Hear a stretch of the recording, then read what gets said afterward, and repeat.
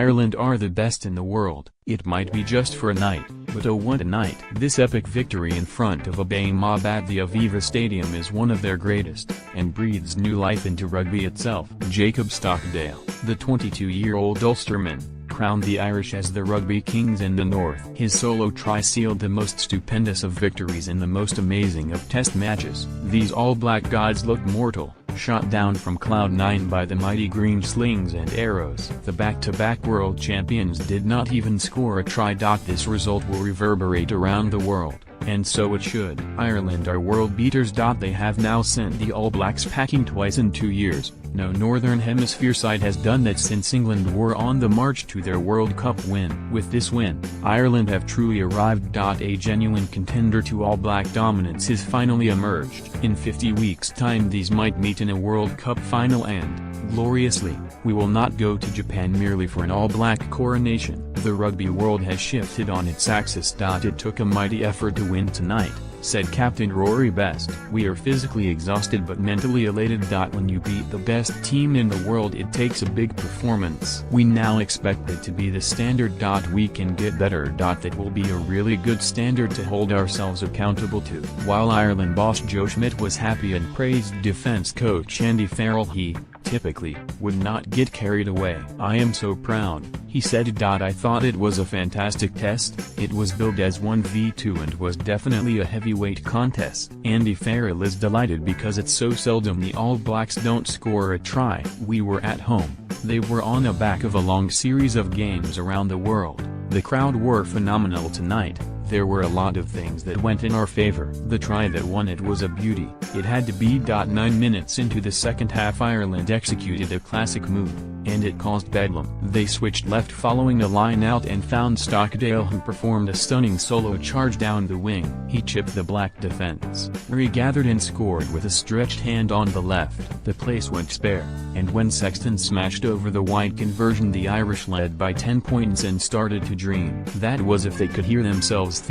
From the outset this was a din.Despite there being a full 13 minutes between the teams coming out and the test starting, with handshakes, 3 anthems and a haka to fill the yawning chasm of time. This did not crush the atmosphere at the Aviva Stadium. If anything, it was enhanced. Ireland even stoked the licking flames by tentatively walking towards the haka, which brought bays from the partisan crowd, before deciding to stop just ahead of their 10-meter line. During the anthems the cameras stuck on Irish centre Bundee Aki, the Kiwi convert whose switch to green had been questioned in the week by the All Blacks coaches. He belted out both anthems well enough, and after all that palaver, the game could begin. What a brutal half it was. Brodie Retallick was crashed back in a monstrous double tackle by Devin Toner and James Ryan. Josh van der Flier, only confirmed to be playing at open side flanker on Friday, won key turnovers. Bones crunched and fans roared. They wanted cards. Referee Wayne Barnes kept them in his pocket, though much to the dismay of all in green. Penalties came in many form. Tig Furlong and Cian Healy beasted the scrum.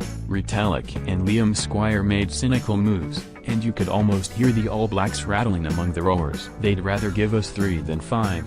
Best told Barnes after an early penalty, trying to rip off the Kiwis' black cloak of invisibility around the breakdown. Sexton banged over 3 of them in the first half. Beauden Barrett hit 1, and then a second drop goal in consecutive weeks, having not struck 1 in any of his previous tests. At the break it felt Ireland had given up chances, as they only led by 3.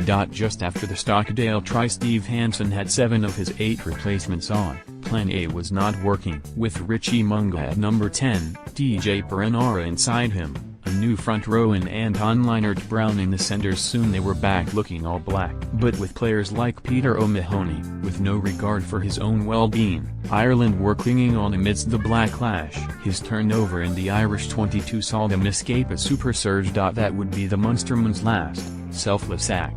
Battered off the field. Rob Kearney departed next, broken. Finally the pressure told, Barrett hitting a penalty to put New Zealand within 7. With 8 to go Stockdale had another break, but kicked too far. All Irish inside thought he was taken out, but Barnes did not. No matter. The green wall stood firm. The win sealed with a Retallick knock-on. The night smiling for incredible Irish. Isn't it wonderful for World Rugby that we don't know who is going to win the World Cup? said Hansen after through gritted teeth. He is right. Ireland have blown rugby's world order to smithereens and more glory